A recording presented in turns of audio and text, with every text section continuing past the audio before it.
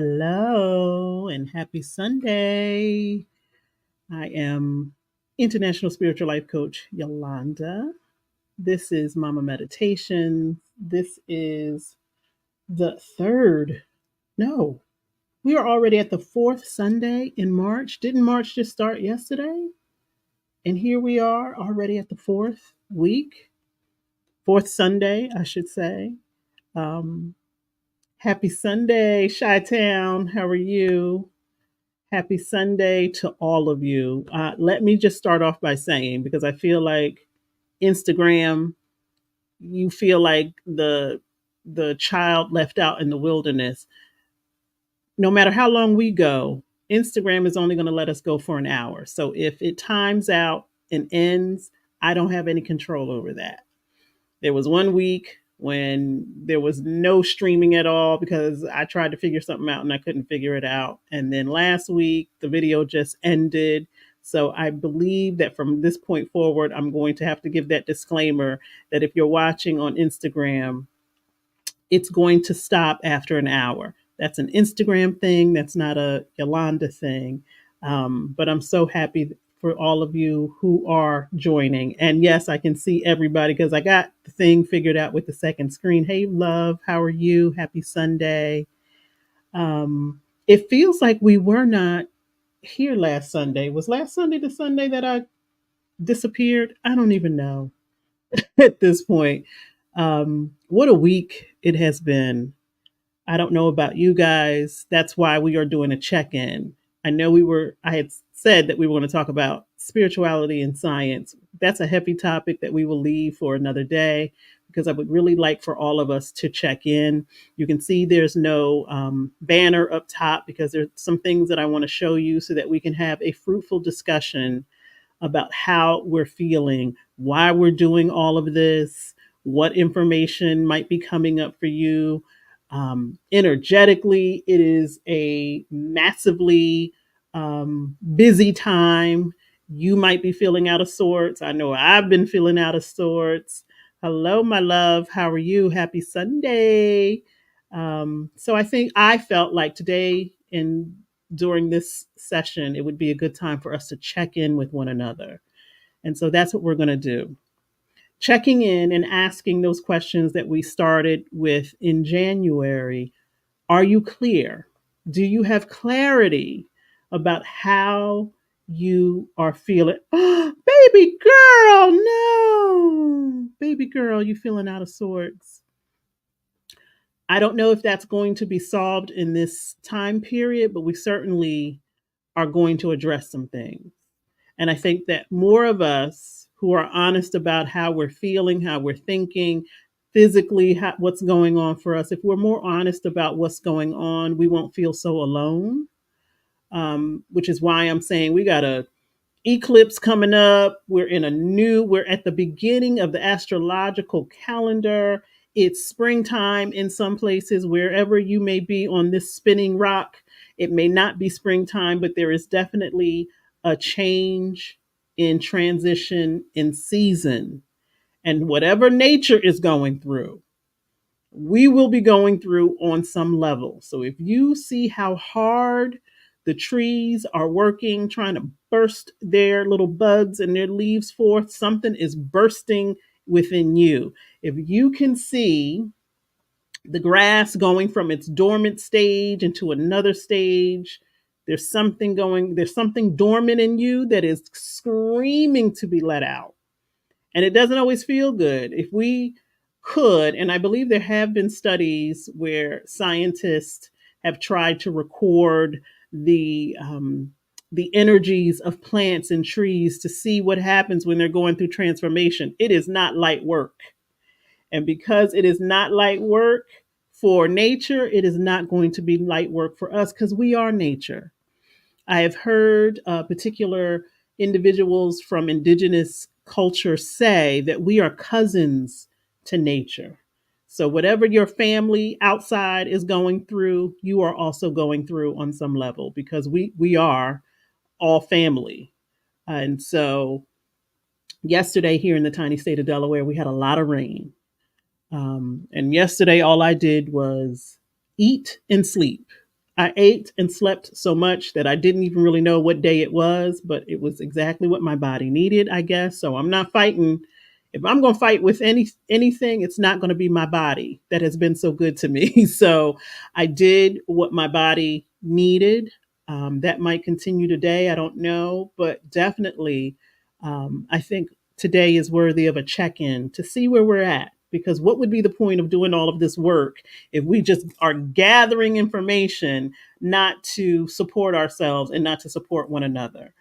So, for those of you who are also feeling out of sorts, again, take your cue from nature. Whatever's going on out there is going on in here at some point and on some level.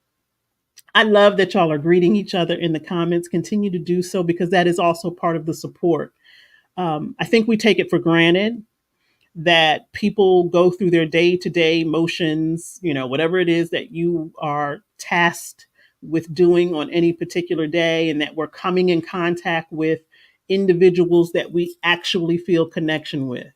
When for many of us, we can be in places and spaces doing whatever it is that we need to do and never really feeling connected to the people that are in those places and spaces. And so I am grateful for these Sunday connections. Again, I may never meet some of you in physical form, although I do put that out into the ether and hope that it is something that happens. But there has been a connection made with each and every single one of you. And I'm grateful that if that does not exist in your day-to-day living, at least at Sunday at 1:30, and my youngest just said to me, she's like, well, how long are you going? As long as we need to. As long as we need to. Yes, ma'am, we are nature. Listen, the fact that the sun is shining today is giving me so much joy. When I'm done here, I'm going to go out and salute the sun. I haven't been, well, I did. I did go out earlier today, but I'm going to go out there and do what I typically say, let the sun kiss all over me because we have that kind of relationship. I'm going to let the wind speak to me because we have that kind of relationship. I'm going to even let the grass tell me what it needs to tell me because I know every single thing in nature has a message. And being quiet and sitting outside sometimes for me is all I need for clarity, for understanding. Like, oh, I get it. I get it. The trees are real quiet today. That must mean that I need to be quiet too. Or there's a lot of wind blowing today. That must mean that I need to have some bustle of activity going on too. Um, Again, that science and spirituality conversation is going to happen, just not today. Let's take it easy today and check in with one another. Continue to salute one another in the comments. Continue to salute me because I love y'all. I really, really do. I took some time this morning to go on YouTube to go through the comments. I'm not as good as doing that on Facebook. I will admit to that. I will attempt to do better. I try my darnest to stay off of Facebook um, because it can be like a rabbit hole. You start looking at one thing that leads you to another thing, that leads you to another thing, that leads you to another thing. And that's not how I want to spend my time. And so I will attempt to do better. If I can set the limitations that I can go on, say hello, respond to people, and then get off, then that's what I intend to do. So when we started this journey, let me show the one graphic. I hope I still have it. Um, I do. When we started this journey, of course, it was to talk about our power. Where is our power going? How can you know, or how can you feel connected to how powerful you truly are and operate from that space if you don't know where your power currently is going? It's not that you need to get power. It's not that you need to obtain something that you don't already have. We have it. Each and every single one of us, we have it. It may be in places and spaces that are not pushing us toward the life that we desire. And so we said for the first 3 months of this year, we're going to get clear. This is all about gaining clarity on where is my power currently going. And so for baby girl who's feeling, you know what, I feel out of sorts, then you need to take inventory on, well, where is your power going? Because you have it. You wouldn't be able to make it day by day by day by day by day without it. But where is it going? For many of us, it's going into other places and spaces with other people. When you start to recognize that other people are getting more of you than you get of yourself, one of the questions that I like to ask my coaching clients is, why do you get the least of you? Why do you get the least of you? Why is everyone else higher up on the chain, on the priority list, and you leave yourself last, if you even on the list? Sometimes we're not even on the list. We start thinking about all of the things that we have to do, all of the people who need us, all of the things that we're responsible for, and we don't seem to leave time, attention, and focus for ourselves. That's where your power is going. It's going into those places and spaces that you have decided, because everything is a choice, you have decided are a higher priority in your life right now. There are times when, because of life circumstances, it will be necessary for other things to take a higher priority. If you are nurturing anyone in this world, and remember last week we talked about mothering, that beautiful question that Tea Time asked me about, what do I feel or how do I feel about being a matriarch? Um, we are all at some point in time mothering, nurturing, and caring for other individuals. I don't care if it's 5 minutes in a day or it's part of your experience right now.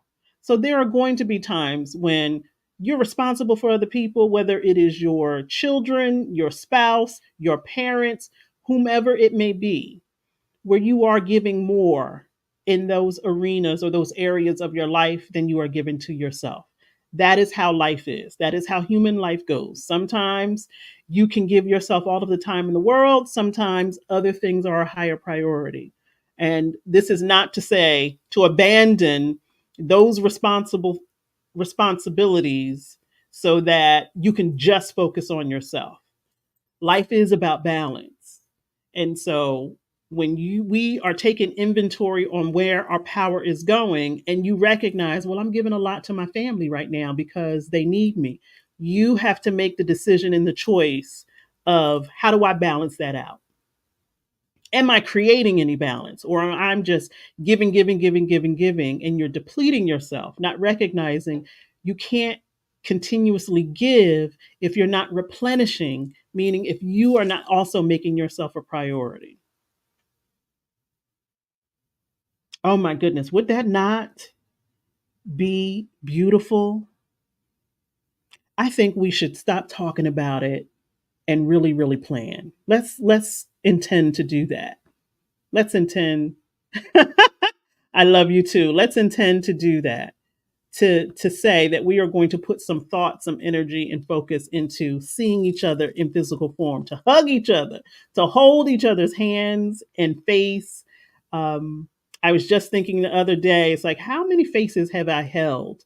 And so I made a conscious effort at the childcare center to hold all of the little babies' faces, because how often do people hold our face and make us feel like we are really being seen and heard? I mean, hugs are great, hand holding is wonderful, but place it with permission, placing your hands on someone's face, oh, it's another, it's like a forehead kiss. It's like a forehead kiss. Okay, let me get back to what we said we were going to do. That we were going to get clarity. And so we broke it down to the physical, the spiritual, the mental, the emotion, so that you could start to ask yourself the question, where is my power going? Let me be aware of where I'm placing my energy. Essentially, that's the conversation that we've been having these past 3 months. Where is my energy going? Where is my power going? Where am I placing the most of myself? In what place? And so, this is another graphic that I use with many of my clients. Now, the yellow section is difficult to see, but that's mental. That's the mental area. And so for many of us, all of us, this is who we are. We are mental beings, emotional beings, physical beings, spiritual beings. All of these things are going on at the same time. They are all affecting one another at the same time. If you don't feel well mentally, it will affect you emotionally. If you don't feel well emotionally, it will affect you spiritually. If you don't feel well spiritually, it will affect you physically, and so on and so forth. And so, for the past 3 months, we've taken a couple of weeks to break it all down. We started with physical because, for many of us as human beings, identifying what is going on for us physically can sometimes be easier to identify what's going on mentally and emotionally. And so the questions that we asked about your physical state of being, how much power is going into things in your physical arena that feel as though it's sucking the life out of you? Are you paying attention, so you paying so much attention to your health that you can't really pay attention to the places and the spaces that you may occupy? Or if a lot of your power, and for many of us, we're feeling it right now on Sunday, do you feel like you got to generate a whole lot of energy just to go to work tomorrow if you're on that Monday to Friday work schedule? Do you feel like on Sunday you got to muster up all of this energy and focus so that you can physically be in that building, in that place, wherever it is that you might work in?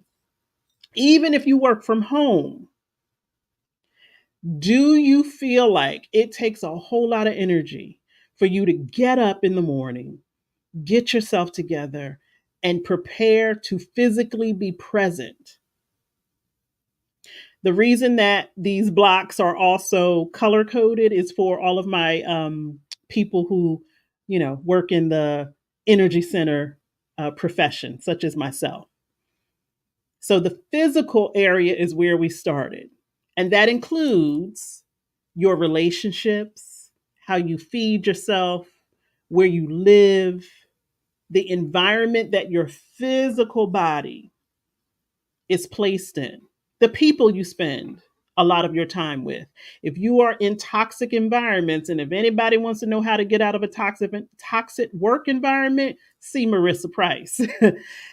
For many of us who have to drag ourselves into physical environments that are so toxic, you can, when it's the end of the day, you feel physically drained, or you find yourself always sick, headaches, things that you have not experienced physically in other places and spaces. It seems like every time I go to work, I get sick.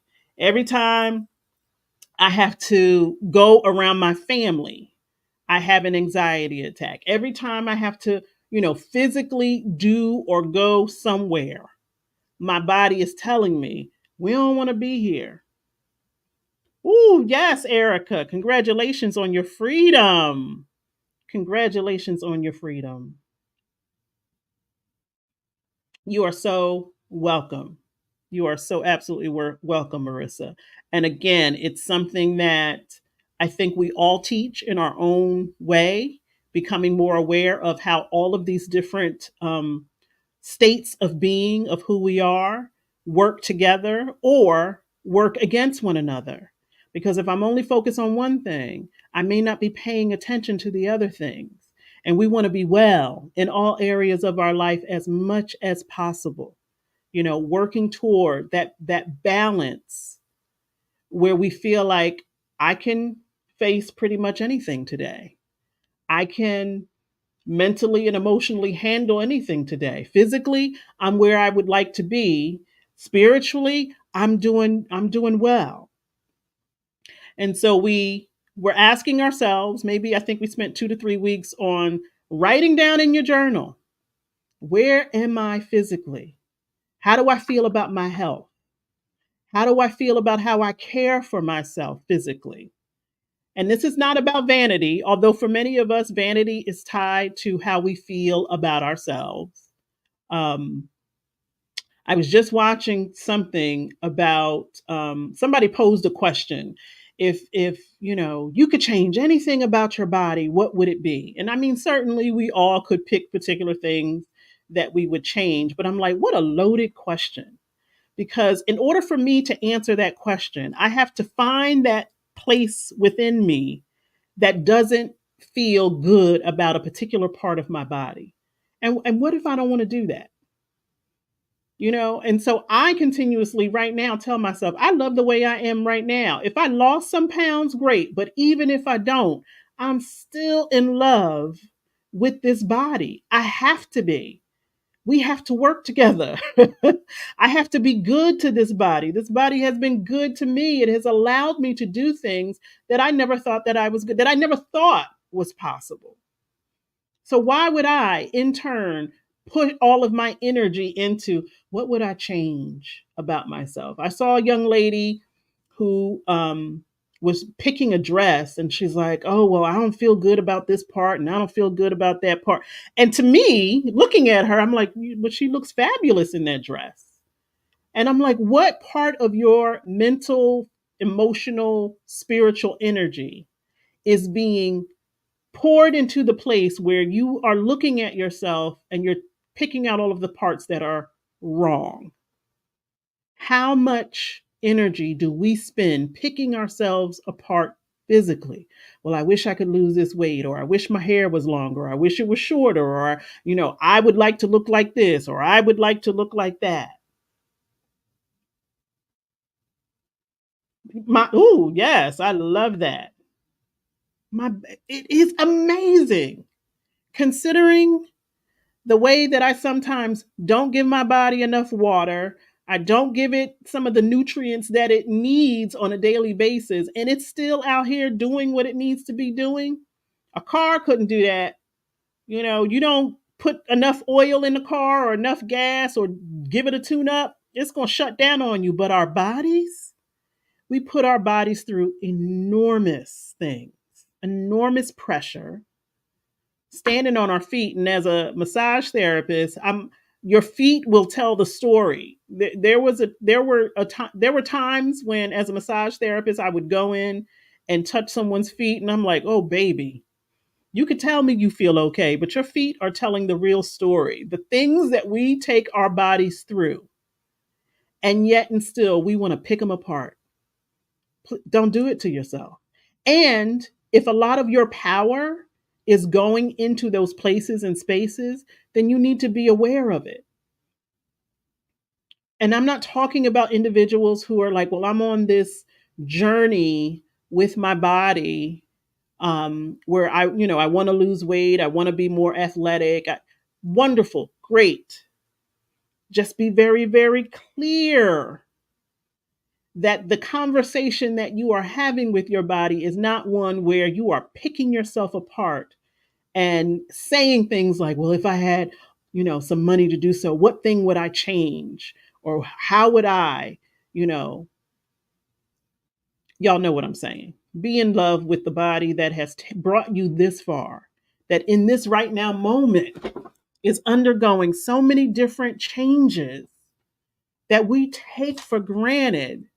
If you sat and thought about the number of processes, or whatever, however you say it, the number of things that are going on in your body right now, just for you to be alive, just for you to be alive, what your body has to go through, the dance, the rhythm, all of it that's going on in your body right now.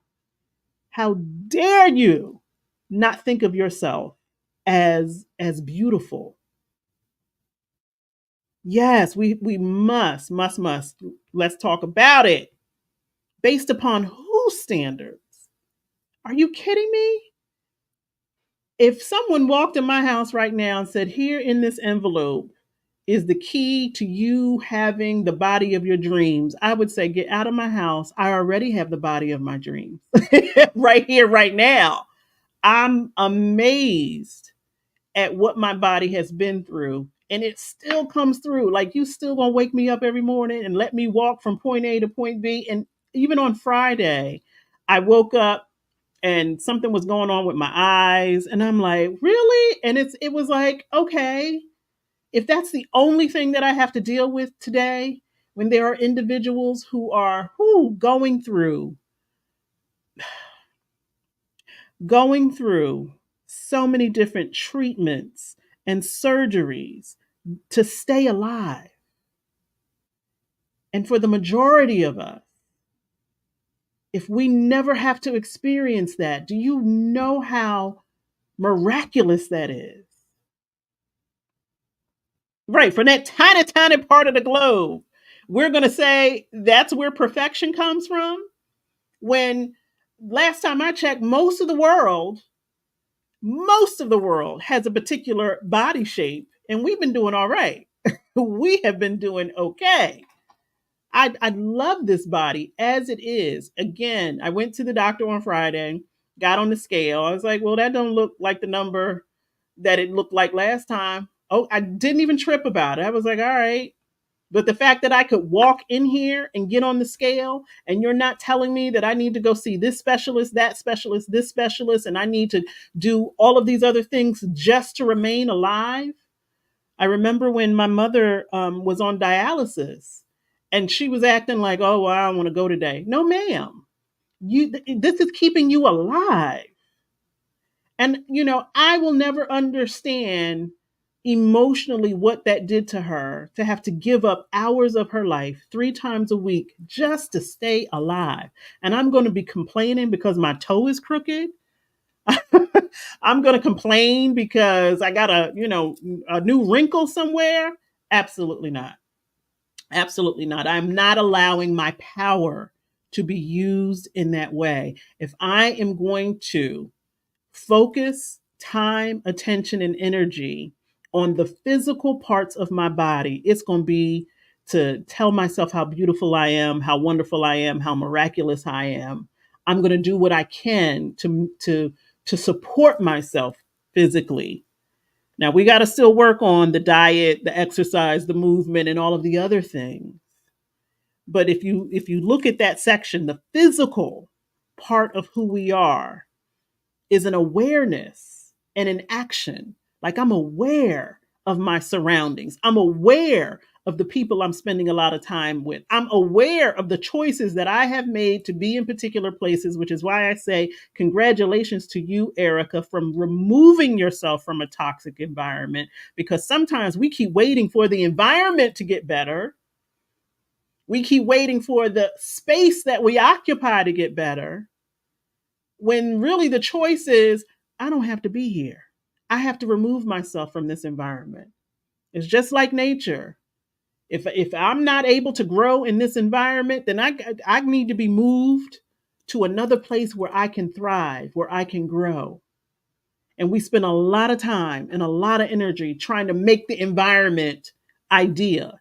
Well, if I just hang in there and I just stick in there and I just show them what a great person I am, then maybe they'll change the environment. They're not invested in changing the environment so that you thrive. Because if they were, it would have changed. It's not going to change. I don't care if 20 million people say we don't like this environment.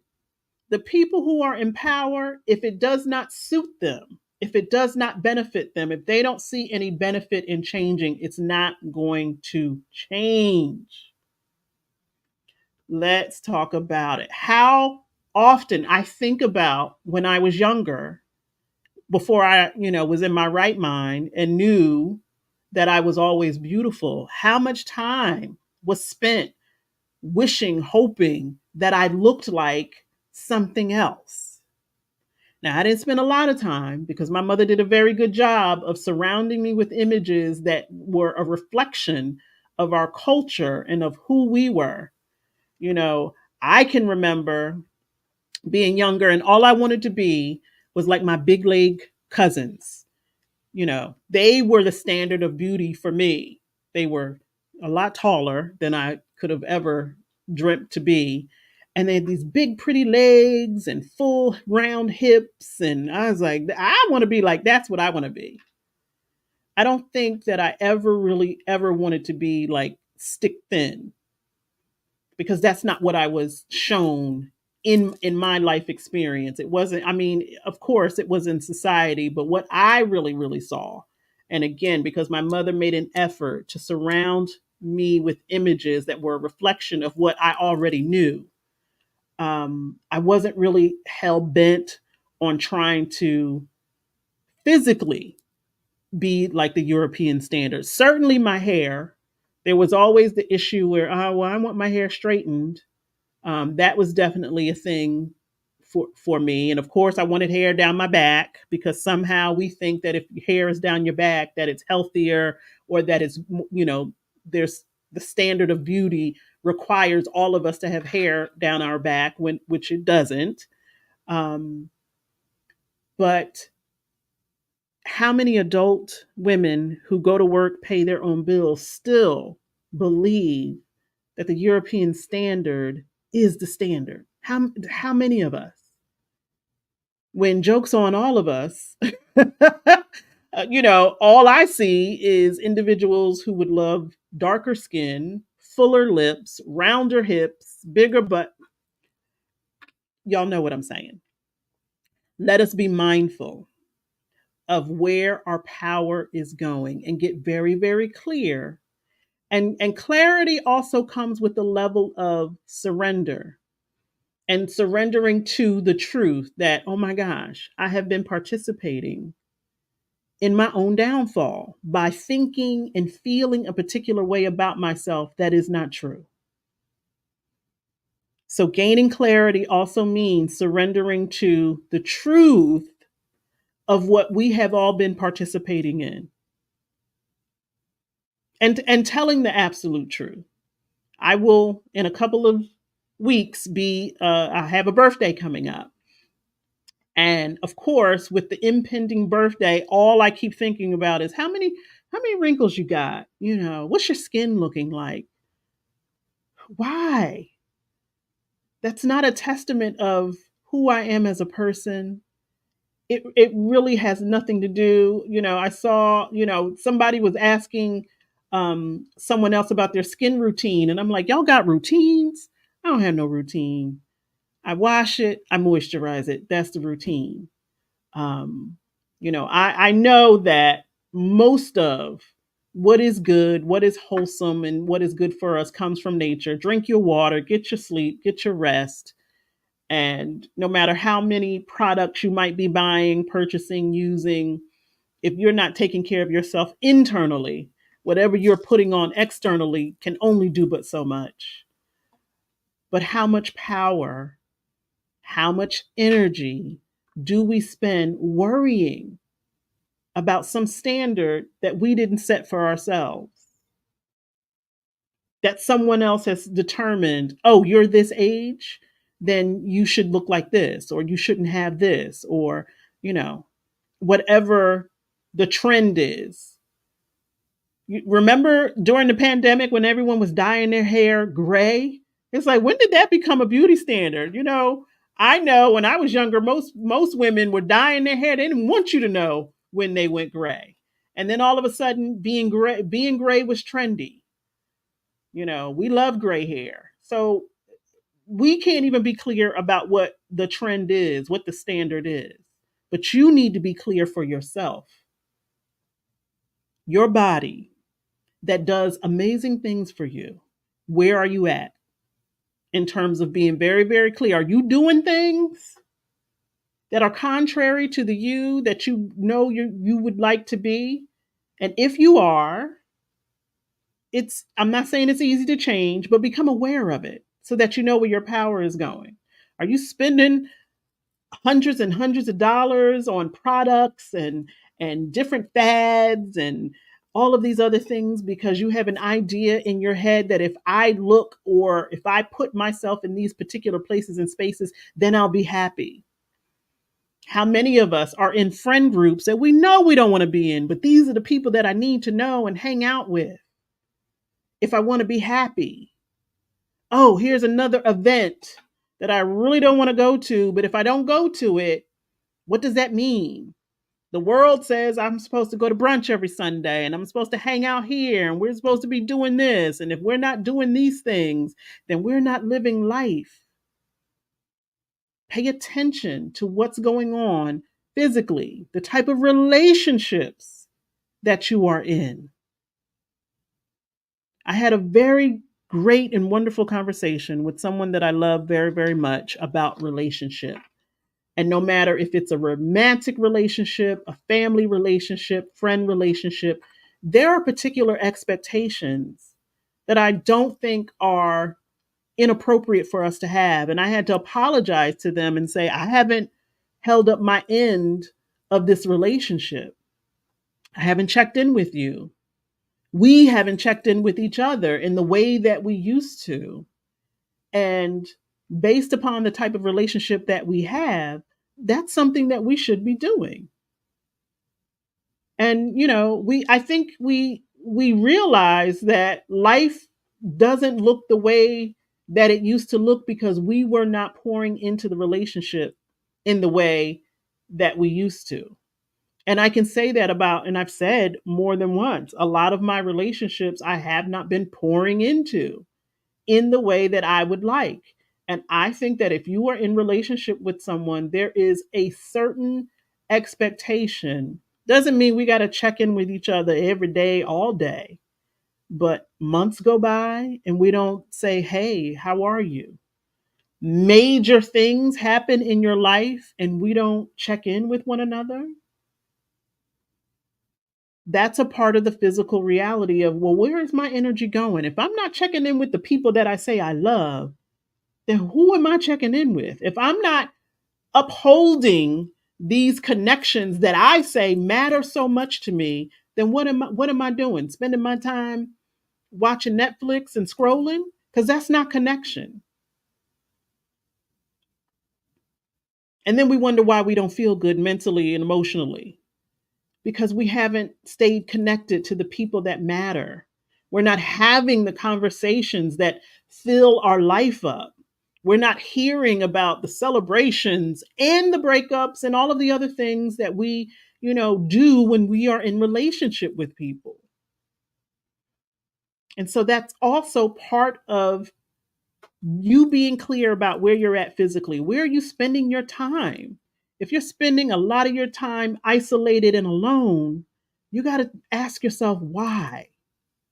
Why have I separated myself? What am I telling myself? Which brings us into the emotional arena.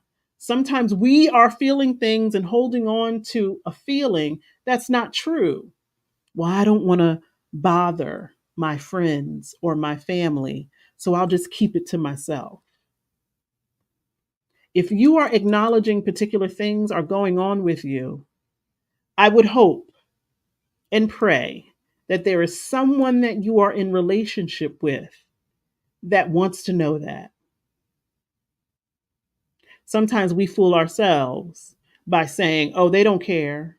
They don't want to know. And there might be genuinely people in your life that you thought cared about how you're feeling, about what emotions you're experiencing, because we all are experiencing them. And if you are telling yourself there's no one in this world who cares about how I'm feeling, then that would be information for you to use to say, I've got to create some more stable relationships in my life. Again, we wait for them to kind of happen organically.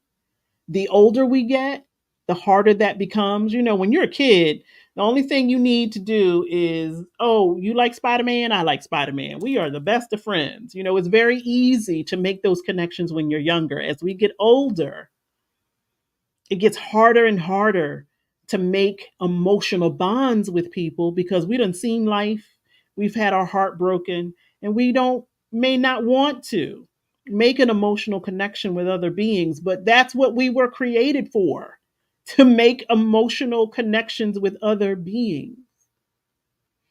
And so part of your emotional state of being is part of your mind. So the mind is made up of mental energy and emotional energy.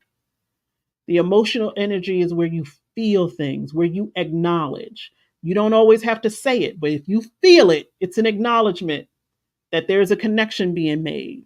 If I see someone that I haven't seen in a long time and we don't even say anything, it's that feeling of, oh my gosh, I missed this person. Oh my gosh. You do something to me without saying a word. There's a reason for that. That emotional connection is supposed to be spent with others. But many of us are out here on these emotional islands all by ourselves, crying by ourselves, sometimes laughing by ourselves, sometimes not even allowing ourselves to experience the emotion by ourselves. And so asking yourself, am I clear about where I am emotionally? Am I acknowledging all of the things that are happening in my life and I'm feeling? I had an emotion and a thought last week. There was something that I was supposed to do and I didn't do it. And the immediate feeling, I'm telling y'all, the immediate emotion that came up was guilt. And I'm so glad that I caught it. It's like, well, what are you feeling guilty about? And I'm telling it had the same feeling. You know, when you're a little kid and you're expected to do something and you either forget to do it or you're just not able to do it, but you're too afraid to tell anyone, but you have that feeling of, I'm going to be in trouble. That's what it felt like. There was something I was like, oh, I forgot to do something. And I had that immediate thought and feeling of, you're going to be in trouble. And when it moved through my body, I was like, wait, I felt like I was 7 years old. And I'm glad that I was able to say, wait a minute, what is that? Because what that said to me is that there is still a part of you that is more concerned about what other people think or not wanting to disappoint someone else than you are about some. And I'm telling you, what it was so insignificant.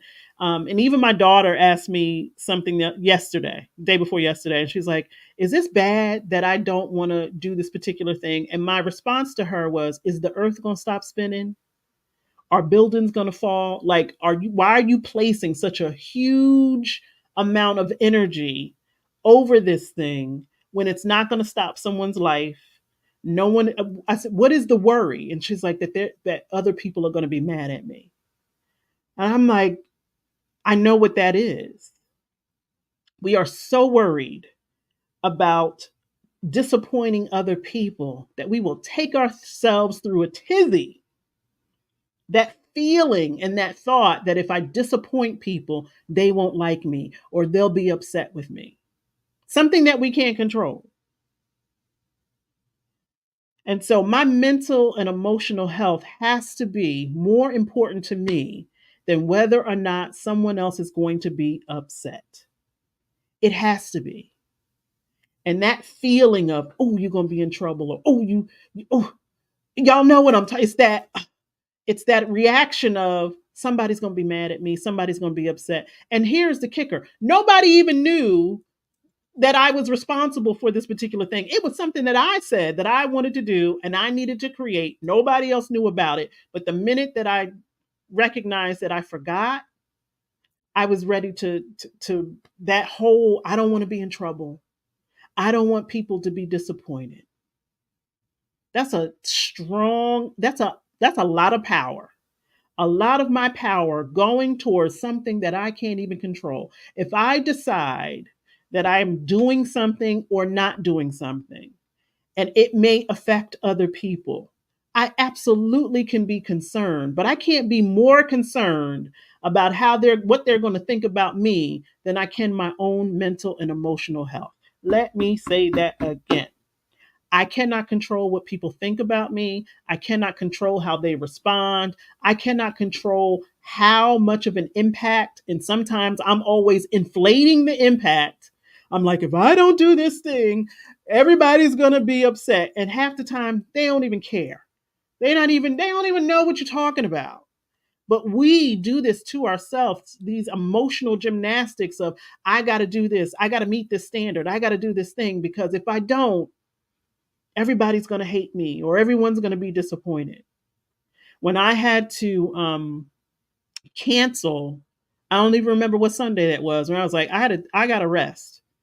because I'm, listening to my body. My body is like, you don't have it. So you need to rest. I'm so grateful that I'm in a space where I did not feel guilty or that I was disappointing anyone.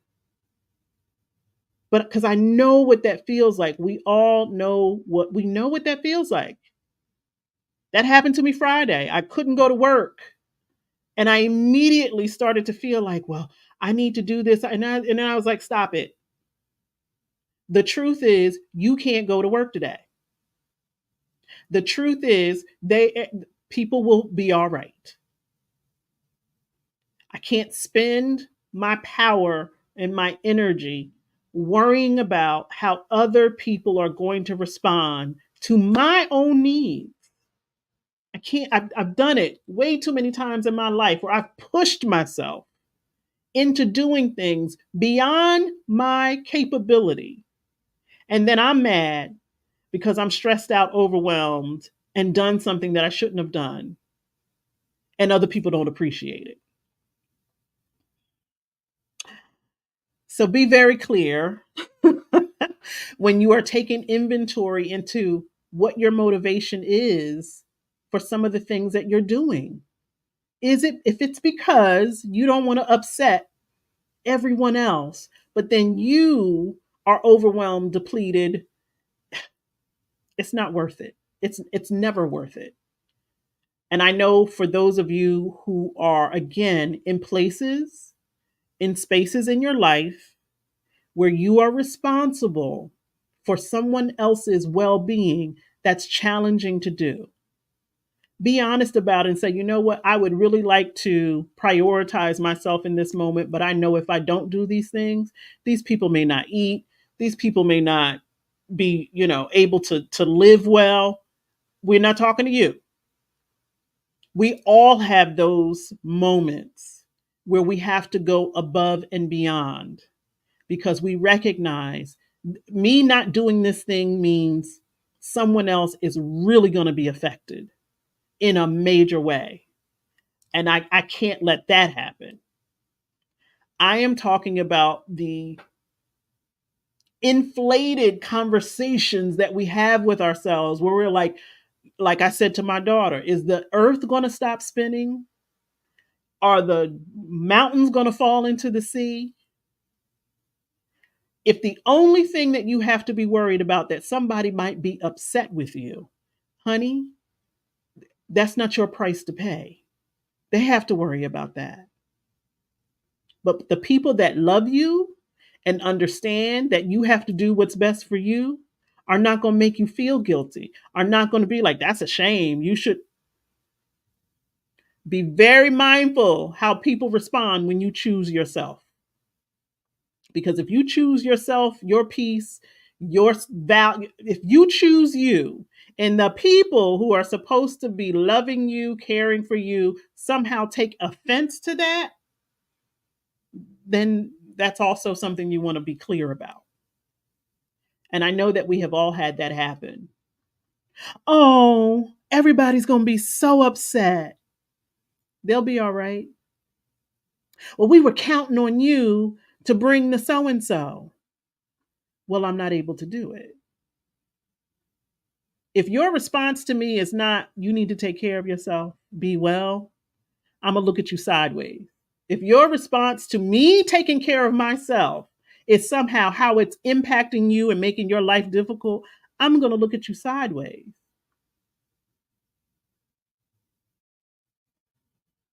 Because if emotionally I can't carry your burdens, nor should you want me to. Well, I didn't want to be here by myself. You said you were coming. Well, I'm not, because I'm taking care of myself. And I would tell you to take care of yourself. Why are you in a place you don't want to be? You waiting on me to show up to make it all better. Please, please, please, when you are being clear about where your power is going, think about the number of times when you have said yes to something when the answer should have been no, all because I don't want someone to be upset with me. I don't want them to be mad at me. There are big post-it notes on my wall here in my office, and one of the things that I wrote in the corner as a reminder is the martyr complex. That's something that the women in my family, we love to be martyrs. Well, if I don't do it, it's not going to get done. And I have to show up, because if I don't show up, it's going to be a mess. It is my intention to leave that in the past and not bring it forth to any other woman in my generational line. I don't want any woman in my family to feel like they hold the key to all things, that if I don't do it, it's not going to get done. My mother loved that. She loved, and I think part of it was her feeling good about herself by saying those kind of things. Oh, y'all gonna miss me when I'm gone. Well, of course we are. But not because of the things you do, but that's what she meant. It was like, she was always running away. I'm gonna run away from here and y'all gonna miss me when I'm gone. It's like, well, yeah, we're gonna miss you. But please don't center yourself in everything for other people's benefit and then get upset when people are constantly looking to you to do everything. Be mindful of where your power is going emotionally. What are you acknowledging? What are you feeling?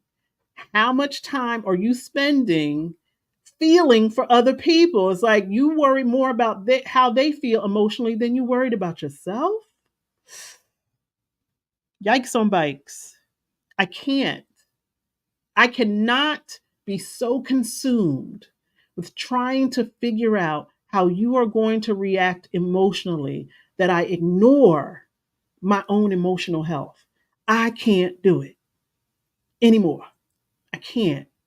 We have to all grow up emotionally to the point where we are responsible for how we feel, how we're expressing it, what we are willing to acknowledge about ourselves, what we are willing to acknowledge about how other people make us feel. If you have somebody in your life that makes you feel bad about you, then you have to ask yourself, why is that person in my life? And I know many of us be like, that's my mom.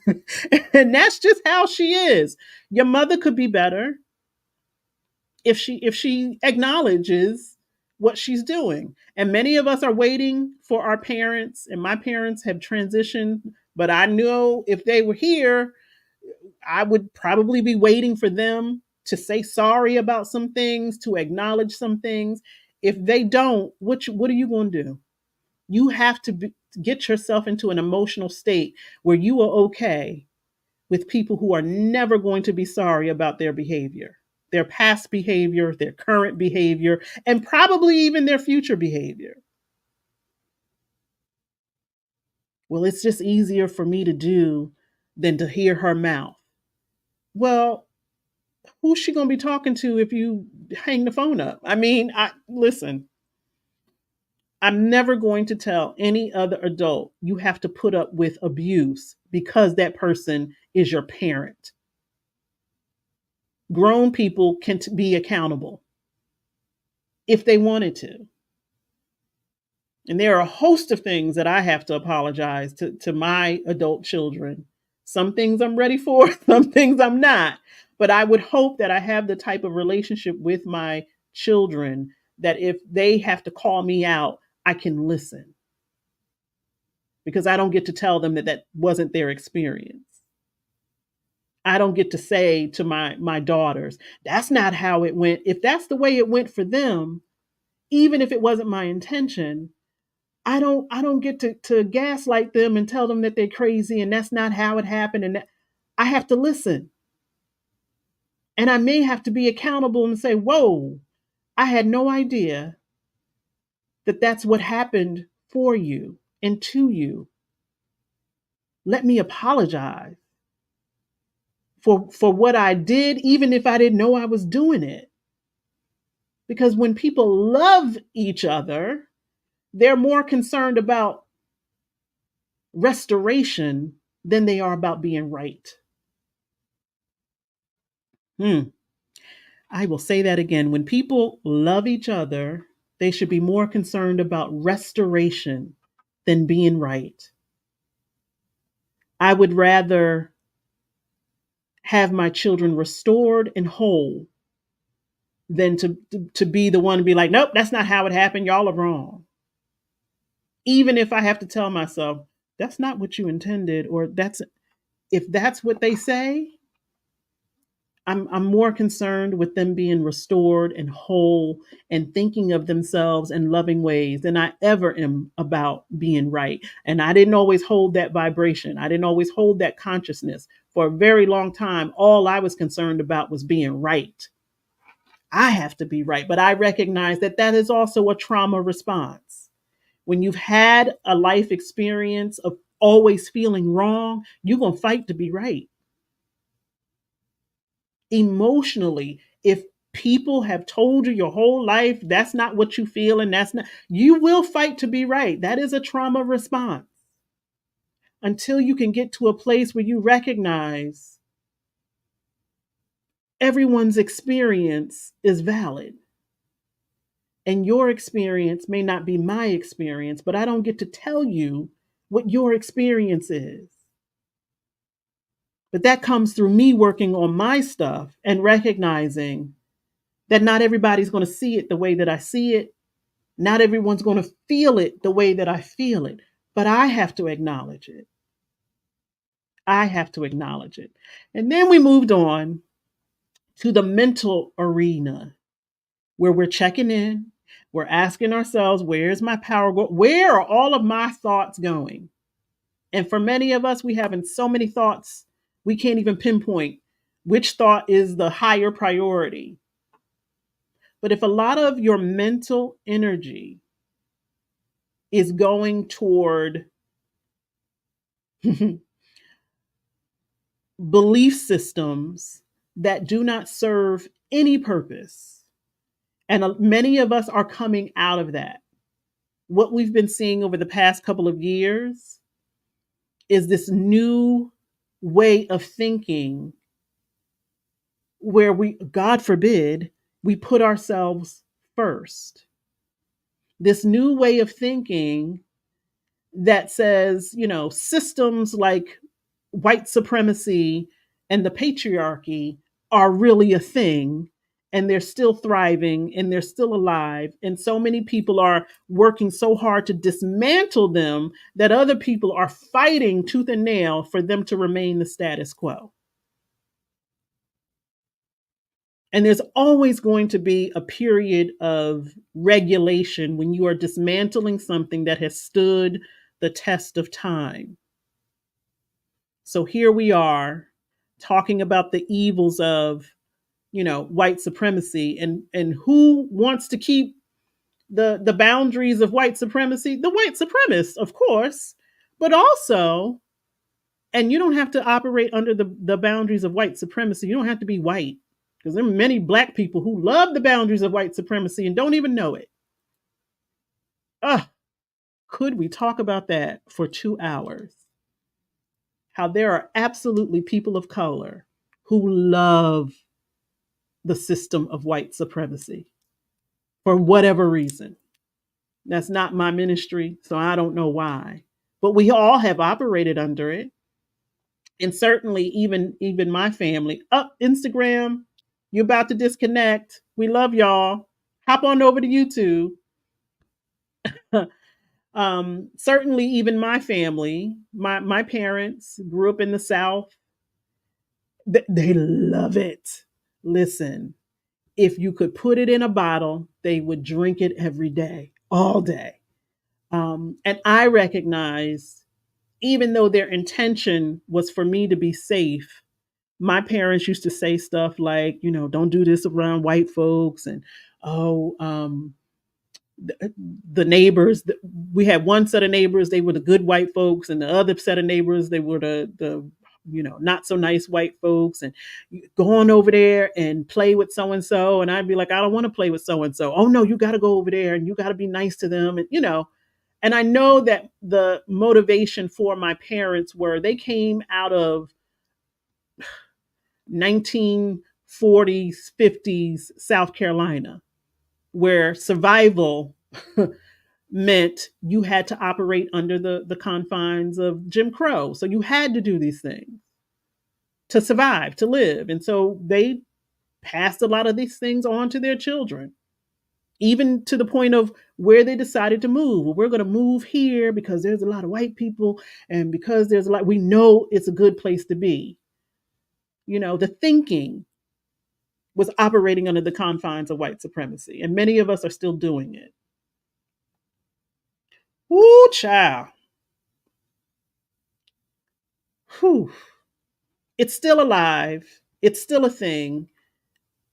And now that we are seeing the dismantling of it, there are a lot of people who don't want it to be, don't want it to be dismantled. And we have to ask ourselves, have I accepted that this is the way things are? And so this is the way that I have to be.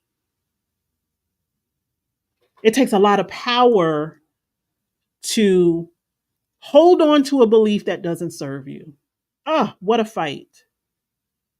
When you down in your bones, you know what the truth is, but there's something that's telling you, well, but this is the way it's always been. So I gotta operate that way. When you are trying to dismantle some core beliefs in your own mind, it takes a lot of energy. But it takes a lot of energy to remain stagnant, to not evolve. Um, we have seen a lot of improvements in day to day living, right? Whether it's your cell phone or some other gadget, there's a new gadget every week. And it always amazes me the people who get upset with advances in technology. It's like, why would you do that? That's not the way we did it. It's like the fear of something helping you. It's like your core belief cannot allow you to, that cognitive dissonance. Your core belief cannot allow you to have another thought. And you're going to hold on to that. Even if the thought is giving you freedom, you're still going to hold on to that. I know people who still I know people who still have a flip phone, and they are just adamant. I'm not giving up my ain't nothing wrong with this phone. It's like it take you 20 minutes to send a text message. You do know that there are things that could make your life easier, but your refusal to believe that it could make your life easier, that takes a lot of energy. And that doesn't mean that every advance and everything that has, been given to us is a good thing. But sometimes there are things that could make your life easier, but because you have this core belief that maybe you're going to lose something, or I'm not smart enough to figure that out, whatever it is, it takes a lot of energy to remain stagnant. And I'm not talking about people who have decided, well, I'm going to live off the grid. I don't want. That's very, very different. If you have figured out a way to live and that is the way of living that works for you, where you are disconnected from particular things, then have at it. But there are people who will complain about their living conditions and how it's so hard to do particular things. And someone can come along and introduce a new way of doing it. And they, but not me. I don't want to do that. I don't have time for that. But you got time to complain about how hard it is. Okay. So, where is your mental energy? Where have you just refused to accept particular things? And how much power it takes to remain stagnant, to not want to evolve? Like the people who get upset that the younger generation um, don't have some of the hardships that we have. Thank God. Why do we want people to struggle?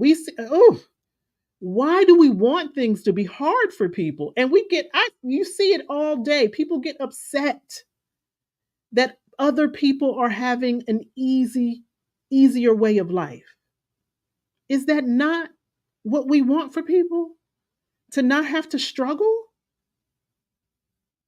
But we get so caught up in these core beliefs that this is the only way, that if it's not done my way or the way that I experienced it, then it's no good. You have to get very, very clear about where that might be happening for you, where you're so stuck in a particular fixed mindset that you won't allow yourself the beauty of thinking freely, of seeing that there might be another way.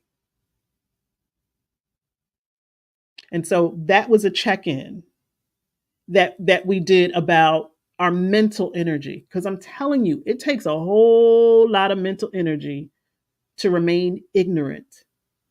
When we hear people speaking about something, you like, you still believe that? Really? Oh, okay. Okay. My mother used to say being stupid is not easy. It's real hard. It's really, really hard. Hello, my love. Happy Sunday to you. We're just doing a check in. And then we've come to, and we are in the midst of the spiritual state of being, which is the I am, where you are committed to seeing and experiencing life in different ways that you may not be able to experience simply by acknowledging yourself as a human. The miracles, the transformations, the synchronicities that happen that we might be missing if we don't tap into this part of who we are, if we don't recognize ourselves as something other than human. Like I said earlier, we are nature. And all of the majestic and miraculous things that we see nature do, we're doing that too. We bloom, we go dormant. Everything that goes on in nature goes on within us in some form of fashion. Have you committed yourself to acknowledging that on a day to day basis? When you're sitting somewhere worried about somebody who hasn't called you, have you caught yourself and be like, I am a spiritual being and I'm sitting here worried about what? I am a spiritual being and I'm getting caught up mentally and emotionally in something that doesn't even have anything to do with me. I'm not recognizing that I can transcend all of that. I'm not acknowledging how absolutely dynamic I am. And if we're talking about operating from a place of power, how you do that without connecting spiritually, I don't know. Well, I do know because, there was a time and a place when I did not feel a connection to my spiritual self. And I was, trying to figure things out. And there are still times where I have to remind myself, girl, do you recognize the power you possess to transform things like that? And you sitting here trying to figure out how this is going to happen. Just speak it and trust that it will be. Commit to that. Commit to believing in yourself. Commit to trusting yourself. Commit to being in a state of surrender where you're not worried about anything. I think last week was the time that I said, I'm having this feeling as of late that I'm very clear. Nothing has been denied. Like I have so much information around me, within me, and at my disposal. If there's anything that I want to figure out, it's already figured out. I just have to connect all of the other dots and say, wait. You're so caught in your thoughts, or you're so caught up in your emotions, or you're so caught in what you see physically that you forget there's another thing going on here. And maybe you disconnect in some ways from all of those other things and start here,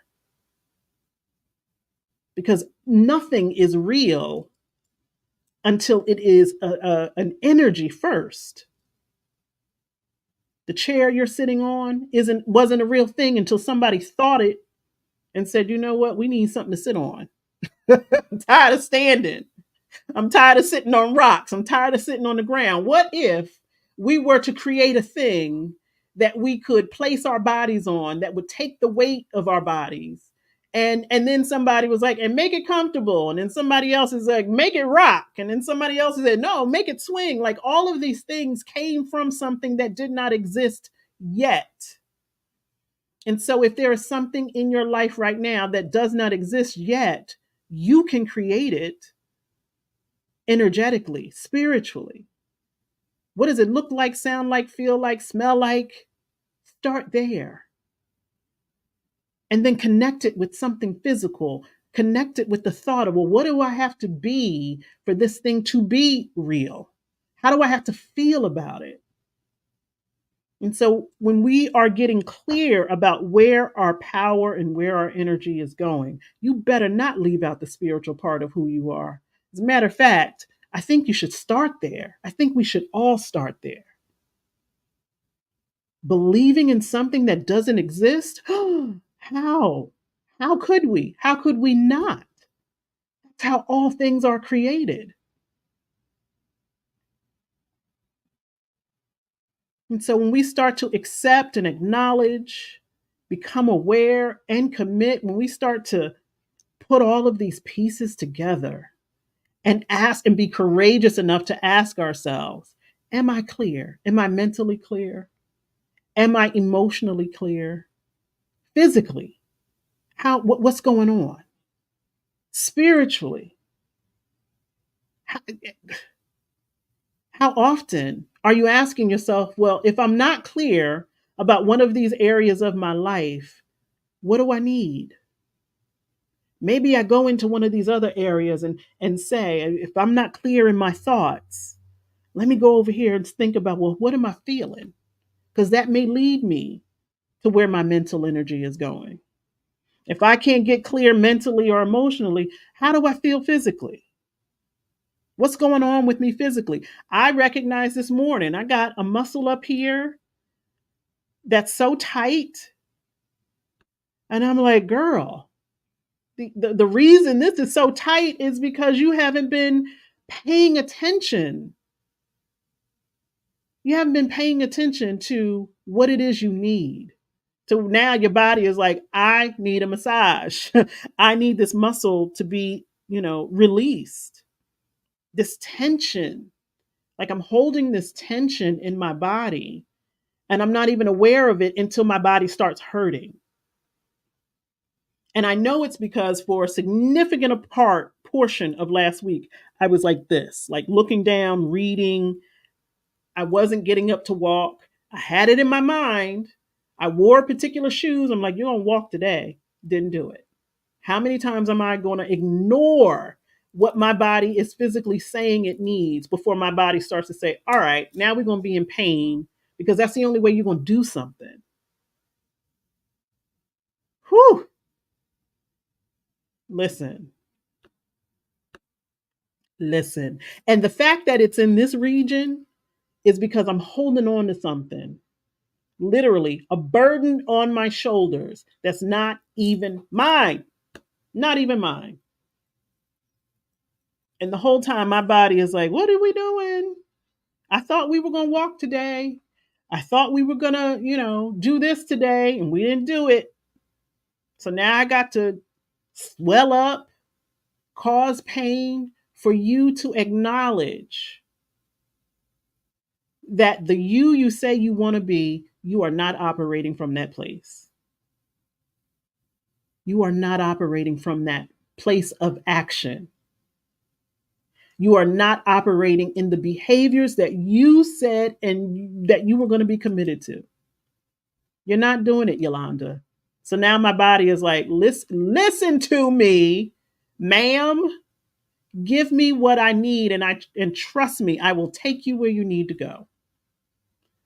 Whew. When my body feels good, you know that when you physically feel good and you're like, I'm ready to take on the world, I'm ready to get some things done. It's very hard to be motivated to do anything when you don't feel your best physically.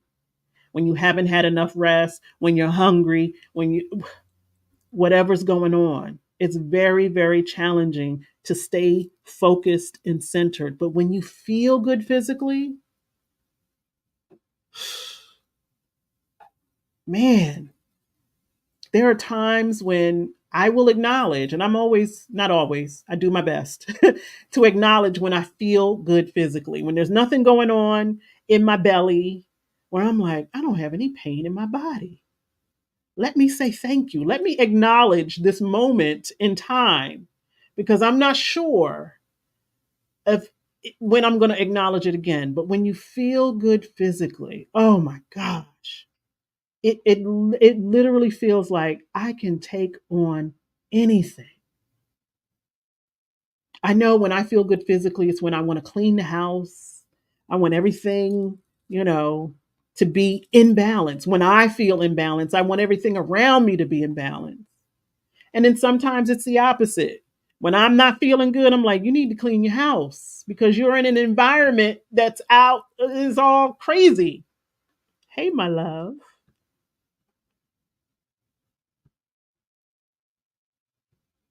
And so next week we will continue to focus on the spiritual state of being, but I wanted us to, I guess, not really reset, but check in.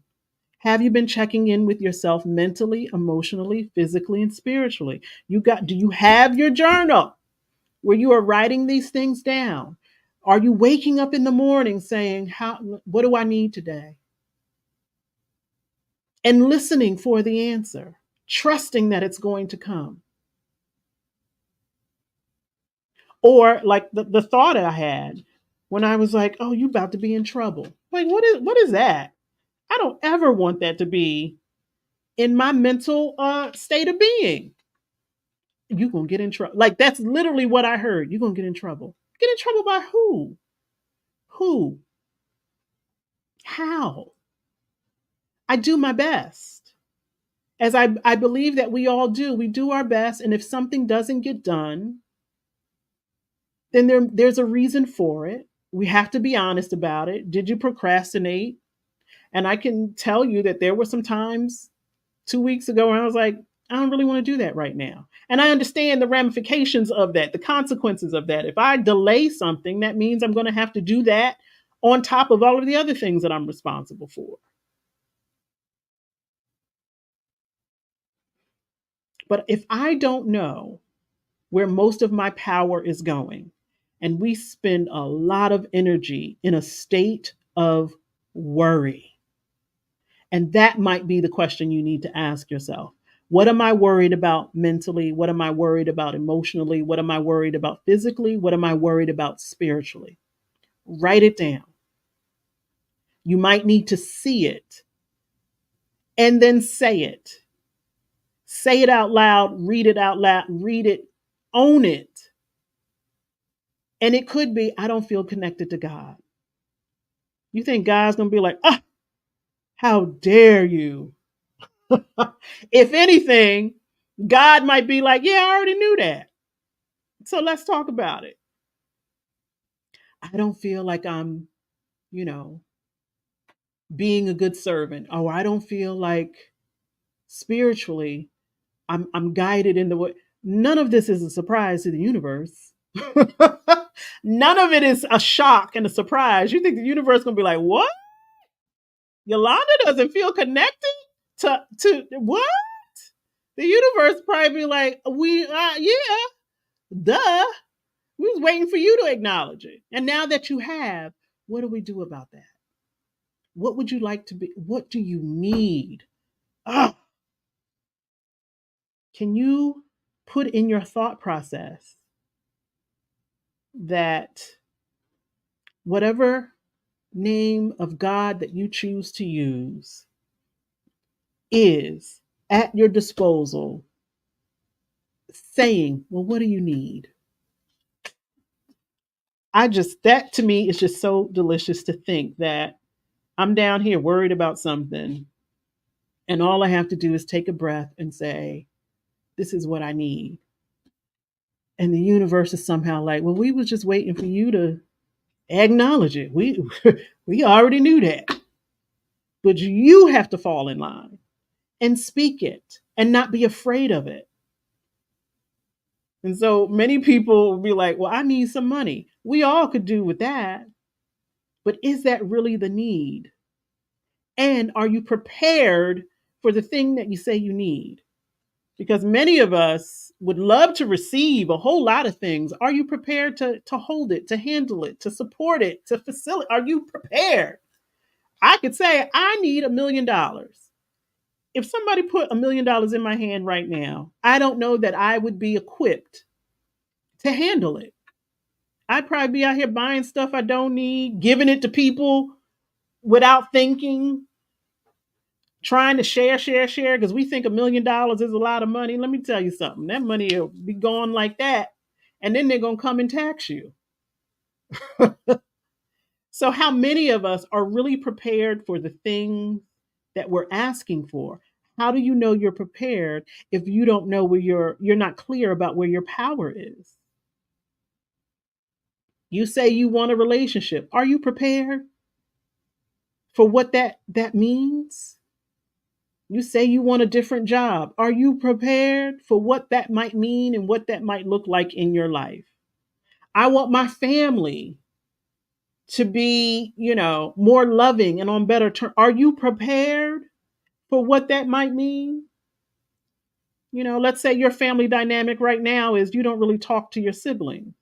And you say, I want my siblings to be closer. Are you prepared for what that means? Because maybe being closer means now you hear all of their problems. Now they're expecting you to fix those problems. Now they in your house every weekend. Like, be careful of what you ask for, and tell yourself the truth. Are you prepared? Mentally, emotionally, physically, and spiritually. I think last week was the analogy that I gave, that what if somebody knocked on your door right now and had 4 children you have never laid eyes on in your entire life and said, you are now responsible for taking care of these 4 kids. Have a nice day. I don't know anyone who would be prepared for that. You would figure it out. You probably make a lot of mistakes along the way, but certainly there would be fear and concern and like, wait a minute, whose kids are these and why me? You would have questions.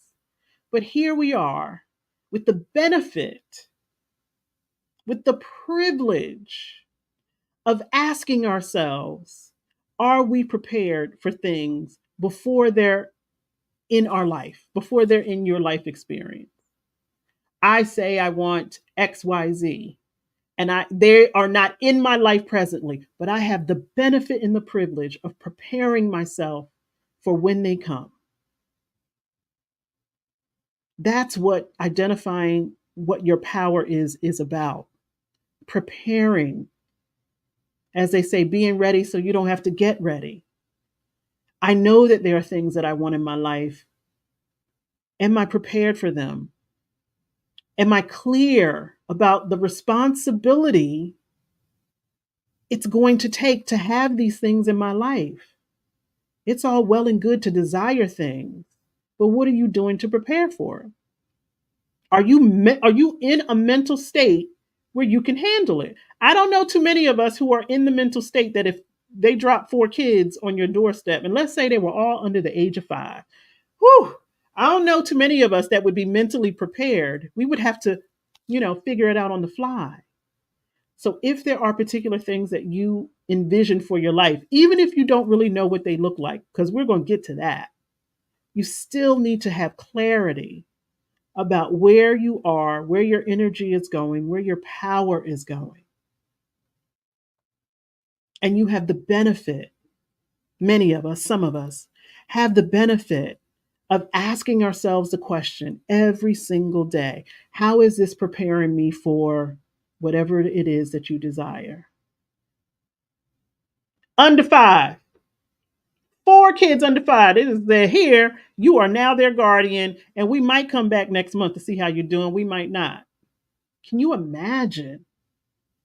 You would hope and pray that you were mentally and emotionally prepared for it. Ask yourself, are you mentally and emotionally prepared for the things you've been praying for? Because what if it showed up on your doorstep tomorrow? You're gonna be like, "Oh my God, I didn't know it was coming today." And when Professor Natasha talked about spiritual practice being part of self love, how are you loving yourself with a spiritual practice that supports you mentally, emotionally, physically, and spiritually? Because just going to the gym may not just be enough. And many people have that as part of their spiritual practice. Many people do. But certainly, and hopefully, you have connected the dots that, yes, me getting up every day, going to the gym, it does. It helps me mentally, it helps me emotionally, it helps me physically, of course, and it helps me spiritually because that's the frame of mind that I have. But if you're doing it to avoid the mental, the emotional, and the spiritual, you might want to take a look at that to see what you're doing it for. Thank you, Marissa. Now we're going to meditate because I've also wanted to be more intentional about actually meditating on a thing that I've called Mama Meditation. Um, Now, typically, I have an idea about what I want to meditate. I don't have one right now. If anyone wants to put one in the chat, I certainly can formulate a meditation around that. Certainly, the checking in is part of you loving yourself enough to take an inventory on where you are. Now, you get to decide whether it's something you do on a daily basis, whether it's something you do on a weekly basis. Everyone is different. It's going to, and it may not be an activity. It might be in the moment. Like I had that moment where it was like, you're in trouble. And I was like, wait a minute. What is this 7-year old feeling that has risen in my body? And why am I allowing that type of thought to live in my body? I really had to check myself, like, you in trouble with who? Where is that coming from? Oh, that's coming from when you were 7 and you didn't want to disappoint people. And so you still feel like a 7-year old sometimes, like you're going to get in trouble because you didn't do something. You forgot to make your bed or you forgot to, pick your clothes up from the floor. So that energy is still in you. And you got to do some work around that, Yolanda, to tell yourself you're not going to be in trouble. Or perhaps the times that you got in trouble when you were 7 was not necessarily warranted. You didn't deserve to be punished because you forgot to make your bed. You're 7. There's a whole lot of things you were forgetting to do.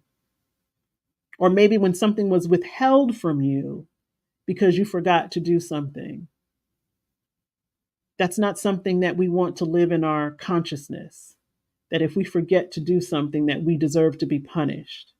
And so, I'm continuing to do some work around that. It's like this feeling of you're going to be in trouble. And it almost rose up for me on Friday when I couldn't go to work. I was like, oh man, there's stuff that needs to be done. And it will be there for you tomorrow. But your body is saying it needs something else. And you're going to give your body what it needs. And everyone will be okay. Like I said to my daughter, the earth is not going to stop spinning. Mountains are not going to fall into the sea. But if we ever feel like the choices that we have to make are going to impact people greatly, then we have to make the decision to say, you know what, this is one time where I have to show up. And that is a truth for many of us. Because we are connected, I hope that we get to a place where we understand when it's really, really, really the truth versus I'm creating a story in my head that says if I don't show up, all is lost. That's how it felt. That is exactly how it felt in my body. Like there was that moment where I was like, somebody gonna come around the corner with a belt. Like it really felt like that. Like I'm gonna disappoint someone. And it was like, wait a minute. You cannot control how other people feel. And if you think you have that much power, let me tell you, you just being who you are means that other people are going to feel some kind of way about it. That's up to them how they choose to react, how they choose to respond. And I know that that is something that we learn to do as children. It is a survival tactic. As kids, we learned I don't want to do anything to upset the adults because then I won't get my needs met, or I'm going to get yelled at, or I'm going to have that feeling, that paralyzing feeling. Babies learn how to do that. How do I mold myself into something acceptable so that the people that take care of me don't abandon me, don't neglect me, or don't, forget to take care of my needs? I see it on a daily basis. Kids saying they like stuff that they know they don't like, getting excited about stuff that they know they're not excited about. But if it's pleasing to the adults, I'm going to do it because that's a survival instinct that we all have. But here I am, a full-fledged adult, thinking somebody gonna come around the corner with a belt and get me because I forgot to do something that nobody else knew about but me. And so we could all do ourselves some great service by recognizing when those kind of things happen so that we can start to heal ourselves mentally, emotionally, physically, and spiritually. I will leave you with this and then we'll go into meditation. There are many of us who cannot or find it challenging to connect spiritually because we see God as some kind of punisher.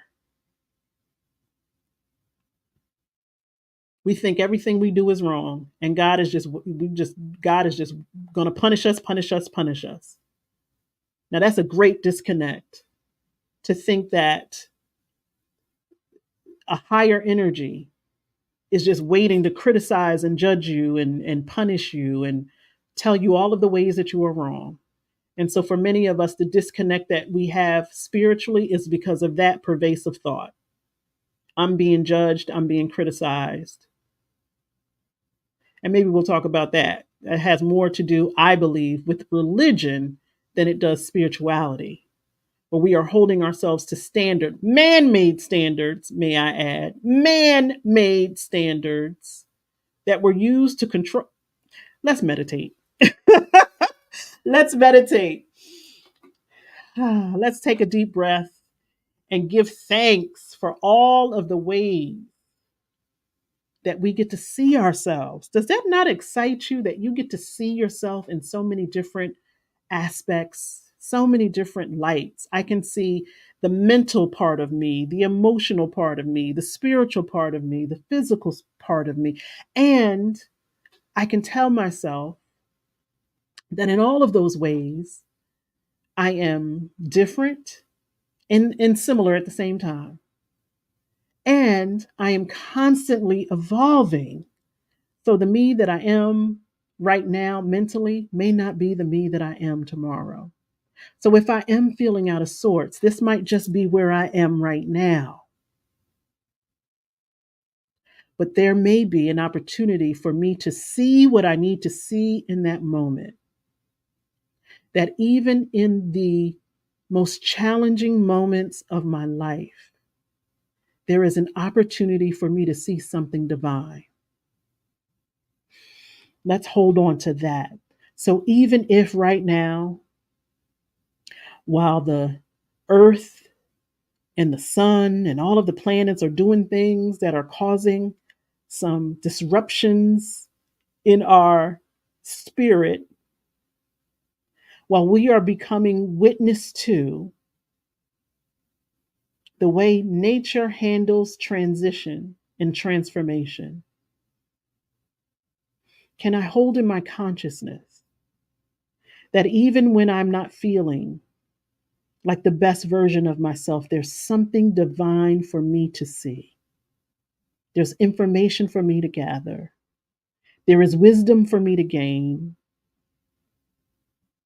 There is a conversation for me to have with myself about what I'm experiencing. And out of that conversation could be the key to unlock some mystery about me that I didn't even know was there. Ah, may I look upon all of the emotions, all of the thoughts, all of the physical awarenesses as information gathering so that I can unlock some hidden mystery, so that I can learn something about myself that I wasn't going to learn in any other way, that I'm not waiting for someone else to tell me who I am, that I get to discover who I am all on my own, and that I am being guided into those places and spaces. Oh my gosh. You mean to tell me that my back hurting is leading me to a conversation that I need to have with my body so that I can discover something about myself that no one else could tell me? You mean to tell me that my hair falling out is going to lead to some discovery of something that I would not have become aware of if it had happened in any other way? Because the body is dramatic. You mean to tell me you can't just whisper in my ear when I'm sleeping? You literally have to give me a Charlie horse in my left leg in order for me to get the message. Huh. Our bodies can be so over the top and dramatic, but thank goodness that I'm now aware that when these things are going on for me physically, it's telling me something. It's guiding me to something. That when I'm having these pervasive thoughts that I can't seem to get out of my head, that there is a message within it. When I am worried about something and it has my stomach in shambles, there's something for me to see, something for me to hear, something for me to know. Whew. When I am overly emotional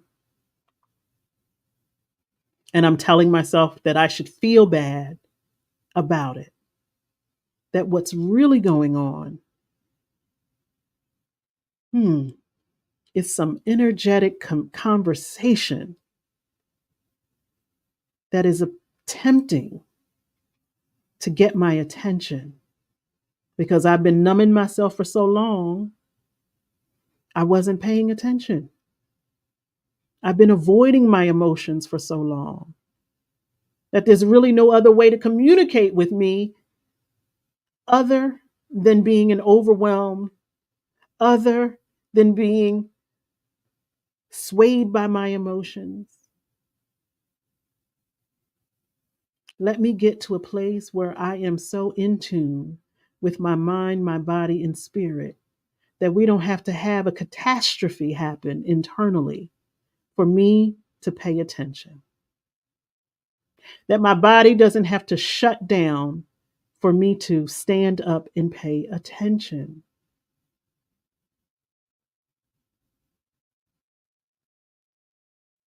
Let me continue to build a harmonious relationship with my mind, my body, and my spirit. So we are on one accord and not fighting. So I'm no longer looking for flaws in my thought process, flaws in my physical body, flaws in the way that I'm feeling, flaws in my spirituality. But I can look at my whole self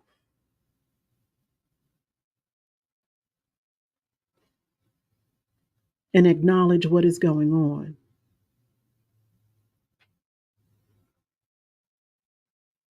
Let me be mindful that there is always, always, always spiritual activity going on around me and within me. And that if I took the time to pause and to connect, I would be aware of it. I would hear it. I would feel it. I would smell it. It would guide me in ways that I have not been able to guide myself. Hmm.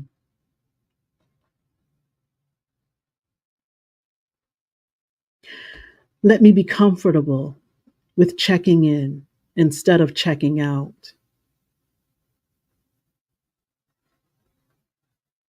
Let me be okay with whatever I find, whatever I discover, whatever rises to the surface, knowing that if it is asking to be revealed, it is asking to be loved.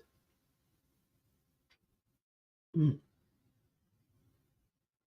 And if something within you is asking to be loved, then you have to respond because we all know what it feels to not receive love when we ask for it. So why would we do it to ourselves? Why would we do that to ourselves? And if something is asking for love within you, you have to trust that it knows that you are capable of giving it what it needs.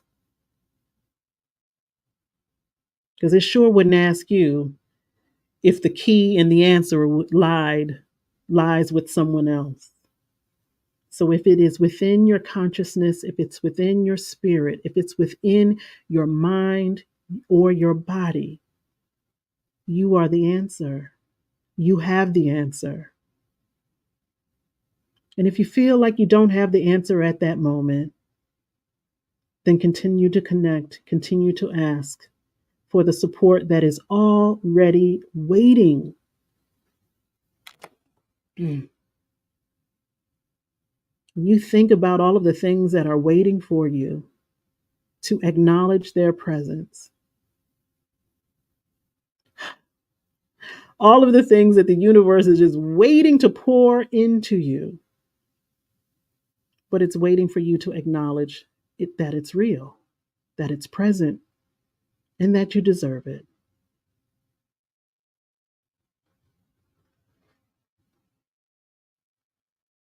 And if there is anything within us that is holding the energy of resistance, let's give that some love because we might not be there just yet. We may not be in a full position of receivership, ready to receive all of the things that we desire. We might not be there just yet. And if we are not, if there is something in the way, if there is some doubt, if there is some fear, wherever there is resistance, we want to give those parts some love too, so that they can release the stronghold and allow us to receive all that was created for us. Hmm.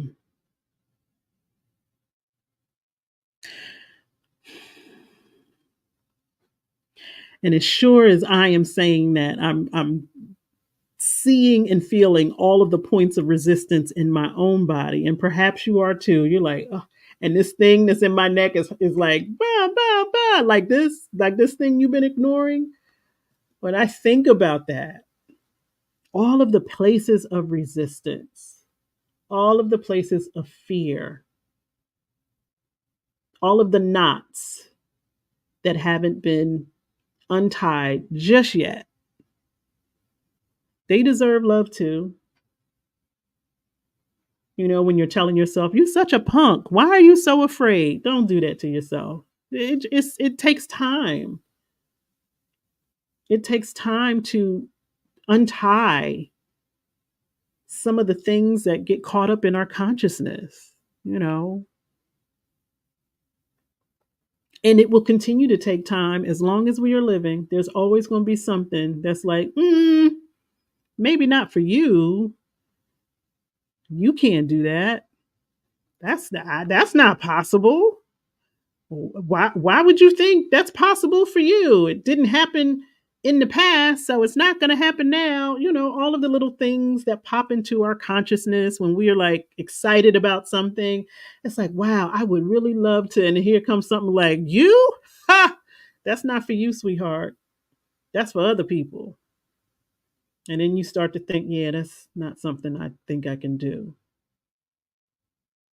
It happens. Stick with it and acknowledge it. It's like, okay, there's something that I've been wanting to do for a long time, and I just haven't put any action towards it. I haven't made not one baby step forward towards it, but it's still something I would like to do. Just stay with it. Don't abandon it. You know what abandonment feels like. Don't do that. Stay with it. And like, okay, well, maybe right now is not the right time because I'm not prepared for it, because I'm not clear about it, because I haven't accepted that it's something that I really want to do. Or I haven't gotten there yet, but I'm going to keep it. I'm going to keep it and hold it and nurture it and feed it. Don't let it die. It's like I would really like to achieve dot dot dot dot dot, whatever that thing is. Write it down. It's like, well, it's been 5 years. Okay, well, maybe it's taken 5 years for you to just even recognize that you really, really want to do it. Or it's taking you 5 years to even speak about it. Sometimes things feel so big that we shut it down so quickly. And there was a time when I feel for myself that my mind was open to so many things, and now it's a little bit more closed than it used to be. And I acknowledge that. It's like, you're not as risky as you used to be.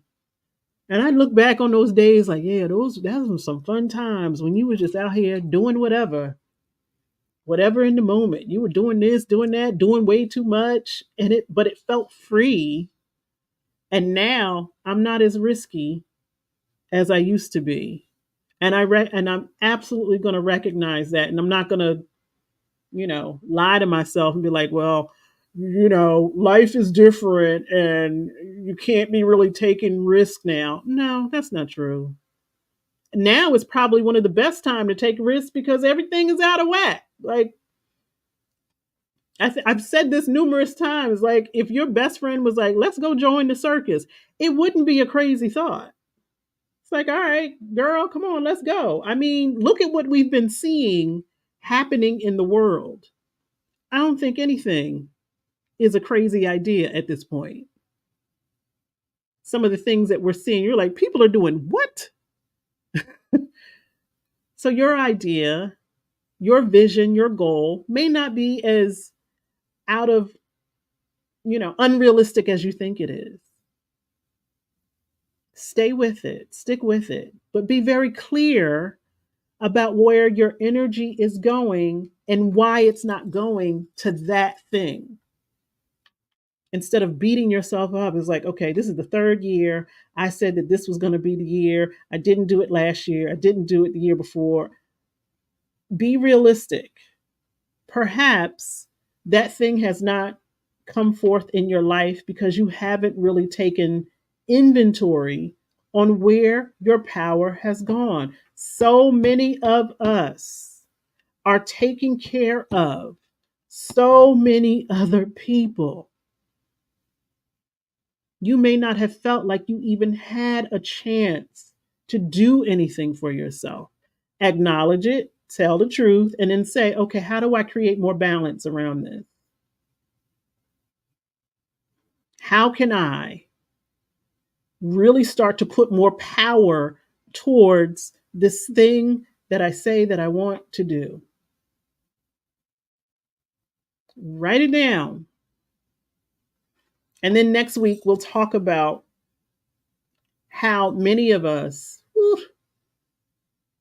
try to separate science and spirituality, even in our day to day life.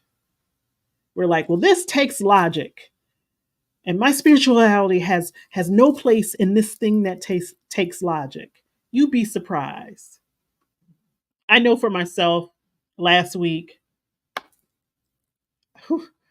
Um, there were a lot of technical things that I needed to get done, and they needed to be done in a particular order and with particular information. And so, of course, that part of your brain that uses logic, facts, and figures is operating overtime. That was operating overtime for me. And then I had the thought, if you would just stop in the midst of all of this, say a prayer, take a breath, connect energetically, tell this computer what it's going to do, because you typing it in obviously is not working. Step back, put the thought out that this is what's going to happen and this is how it's going to happen, and then get to that. It may be easier for you. And so when I started to operate from both places, using my technical abilities and my spiritual abilities, boy, that thing was moving like a river. And sometimes we get so heavy in one space, we forget about the other space. We forget about all of who we are and all of the tools we have at our disposal. If you can get to a place where you are using them both in harmony, whew, I don't think I would have gotten through what I needed to get through if I wasn't using both of those things, the technical aspects, the intellectual aspects, but also the spiritual aspects that sometimes we leave out. So we'll talk about that next week. I thank y'all for being here and checking in. Please, please, please check in with yourself, check in with one another.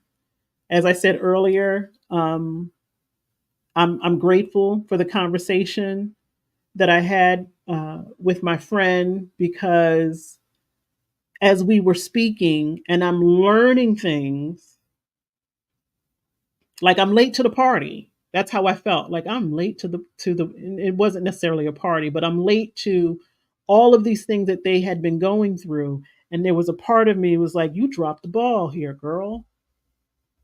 Like if you are in relationship with people, you got to check in on your people. And there's a host of people that I feel that way about. And I also recognize that I also wasn't checking in with myself in the way that I know that I could. And it's not to put a heavier burden on anyone, but I think it's actually so that we support each other more. Let's check in with each other. How's it going? Because certainly that is more important than anything that's on Netflix, Hulu, or all of the other streaming apps that are getting a lot of our time, attention, and money. We're so busy trying to figure out what's going on with, although I did watch it, Truman Capote and the Swans, that our friends are out here having real life drama, but we want to be tuned into the fictional drama because it's a form of escape for us. We don't know those people. We don't know if any of this was real or if it even happened. But we're, committed. I'm going to watch this show and I'm going to watch every episode in the season. Imagine if we were committed to each other in that way. Imagine if we were committed to our friends, our family, our loved ones. Say, I'm going to listen to all of the seasons, all of the episodes in your life right now. Then we wouldn't be spending so much time, money, and attention on streaming or scrolling.